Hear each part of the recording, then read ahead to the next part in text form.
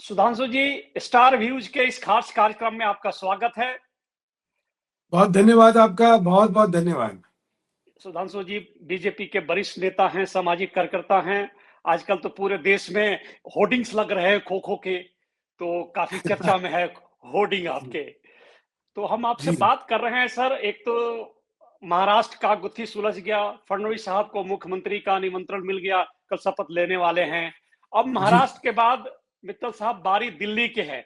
दिल्ली में बिल्कुल। किस तरीके से पार्टी आपकी तैयारी कर रही है, कैसे आपका मुकाबला करेगी? देखिए, लोकसभा के चुनाव के बाद आपने देखा होगा कि पार्टी ने रणनीति बदली है जी और उस रणनीति में सब जो है नीचे की जो पूरी व्यवस्था है, आखिरी घर तक जाके वहां पे वोटर को अपने पक्ष में करने का जो प्रयास पहले से होता था, उसको जी सुदृढ़ करा गया है। जी जी इसमें संघ के कार्यकर्ता भी और भाजपा के सारे कार्यकर्ता योजनाबद्ध होकर नीचे तक जा रहे हैं और उसका नतीजा ये है कि अपने समर्थक को हम निकाल के वोटिंग डलवा पाते हैं। हम लोगों तक अपना संदेश दे पाते हैं, हम लोगों को विश्वास दिलवा पाते हैं कि इस समय देश की ज़रूरत ये है कि भाजपा को चुनाव में जिताया जाए। दिल्ली का सवाल है तो दिल्ली तो अब की बार बहुत ही अलग ही मंज़र देखने को मिलेगा आपको।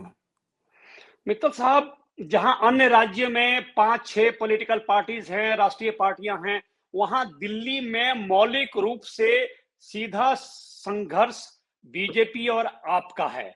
तीसरी जो पार्टी है वो नगण्य हो गई है, 6-7% वोट उनके पास बचा है, जिसे कांग्रेस कहते हैं हम। तो ये जो मार्जिन है, ये बहुत बड़ा मार्जिन है जो था जीत का। तो ये क्या मार्जिन कम हो पाएगा? पहली बात तो अनिल जी, मैं इस कथन से आपके सहमत नहीं हूं कि अब दिल्ली में 2 पार्टियां हैं। जी अगर आपने कॉरपोरेशन का चुनाव देखा हो, तो कॉरपोरेशन के चुनाव में कांग्रेस की बड़ी एक अहम भूमिका रही है जी और कांग्रेस के ना केवल प्रत्याशी जीते हैं, उनका वोट शेयर बहुत बढ़ गया था। जी इस समय जो चुनाव की स्थिति है, मुझे नहीं लगता कि कांग्रेस आप दोनों मिलके लड़ेंगे, जी जी क्योंकि आप जो है कांग्रेस के लिए भक्षक आज तक सिद्ध हुआ है। उसने कांग्रेस को दिल्ली से साफ कर दिया और बिल्कुल। मुझे लगता है दिल्ली कांग्रेस के वो अब अब अकल आ गई है कि हमने जो गलती करी थी उसको दोबारा दोहराया ना जाए और इसलिए जब वो अलग लड़ेंगे तो जी आज परिवर्तन आया है। देखिए, अरविंद जी जी केजरीवाल जी की विश्वसनीयता पे बहुत बड़ा एक प्रश्न चिन्ह खड़ा हुआ है, लगा हुआ है, बिल्कुल। बहुत बड़ा लगा हुआ है और उसका उसका नतीजा आप बार बार देख रहे हैं।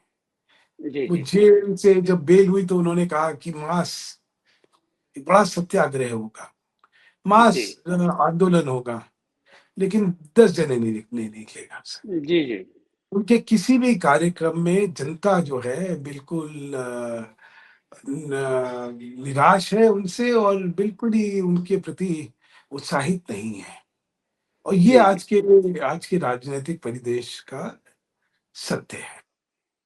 बिल्कुल। सुधांशु जी, जिस ऐसी स्थिति तरीके से जी जी जी जी जिस तरीके से दिल्ली को शीला दीक्षित छोड़ के गई थी, आज दिल्ली उसी परिस्थिति में वापस पहुंच गई है। दिल्ली में पिछले दिनों विकास के नाम पे सिर्फ पोस्टर लगे हैं, पार्टियों के प्रचार हुए हैं।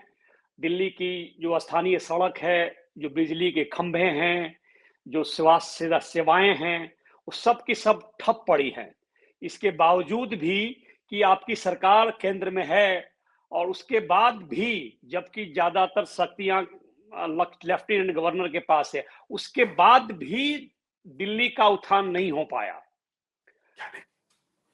देखिए, दिल्ली की सत्ता तो अरविंद केजरीवाल के हाथ में है और कॉरपोरेशन भी अब उनके पास है। तो विकास की जितनी गतिविधि है उसका अगर उत्तरदायित्व और उसकी जवाबदेही किसी की है तो अरविंद केजरीवाल की है। अब अरविंद केजरीवाल अगर ये कहें कि मेरा कोई इसमें मेरी भूमिका नहीं है, तो चुनाव लड़ क्यों रहे अगर भूमिका ही नहीं है भाई? फिर क्या वायदे करे जा रहे हैं? या तो कहते हैं कि भाई मैं कोई सड़क नहीं दे सकता आपको, मैं कोई आपको बिजली नहीं दे। आप देखिए, कमाल है वैसे। कोई आदमी कैसे कर सकता है, अरे ये जो बिल आए हैं ये गलत है और आप बिल ना दीजिए, मैं ठीक करूंगा। अरे तुम्हारी सरकार तुम्हारे नियंत्रण में है और फिर बिल गलत कैसे आ गए, और तुमने उसको ठीक क्यों नहीं करा? अब आप कह रहे हैं कि बिल जैसे आ गए आप बिल ना दो। मतलब इससे बड़ी अराजकता क्या हो सकती है कि कोई मुख्यमंत्री अपने ही द्वारा भेजे हुए बिल के लिए कह रहे इसको पे ना करो।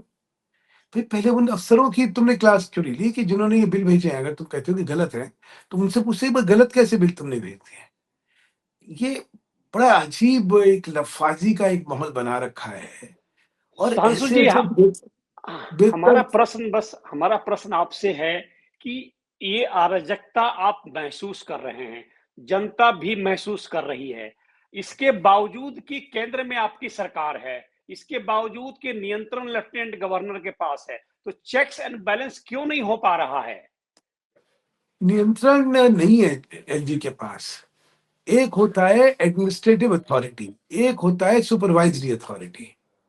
कोई चीज जो है अगर सरकार गलत करना चाह रही है तो जो है लेफ्टिनेंट गवर्नर उनको रोक सकते हैं, लेकिन अपनी तरफ से प्रशासनिक व्यवस्था में उनका रोल जो है वो लेफ्टिनेंट गवर्नर थोड़ी उस किरदार को निभाएंगे। वो किरदार तो जो अरविंद केजरीवाल है और उनके मंत्री वही निभाएंगे ना। अब उन्होंने आतिशी जी को बना दिया मुख्यमंत्री, तो ये सारी चीजों का जिम्मा तो उनका है। स्कीम जो है, स्कीम कौन इनिशिएट कर सकता है? एलजी नहीं कर सकते इनिशिएट। कोई स्कीम में बेईमानी हो रही है उसको तो एलजी रोक देंगे, लेकिन स्कीम जो है वो तो इनिशिएट सरकार को करनी है। और सरकार अगर सोई हुई है, निद्रा में लेटी हुई है, तो एलजी उसमें क्या करेंगे? मेरा कहना है जिसकी जिम्मेदारी है और जिसका उत्तरदायित्व है और जिसकी अकाउंटेबिलिटी है उसी पे ध्यान रखे ना जी। ये जनता के बिल्कुल चुने हुए प्रतिनिधि है और इन्होंने अपना जो उत्तरदायित्व था वो निभाया नहीं, लफाजी करते रहे, झूठ बोलते रहे, शेर आया शेर आया शेर आया ये करते रहे। हर बार आप सोचिए, हर कथन में बेईमानी, हर कथन में झूठ। इसीलिए लोकसभा में जनादेश के खिलाफ गया। इस समय लोगों में आक्रोश है इनके खिलाफ, और इस समय देखिए भारी बहुमत से भाजपा का परचम लहराएगा।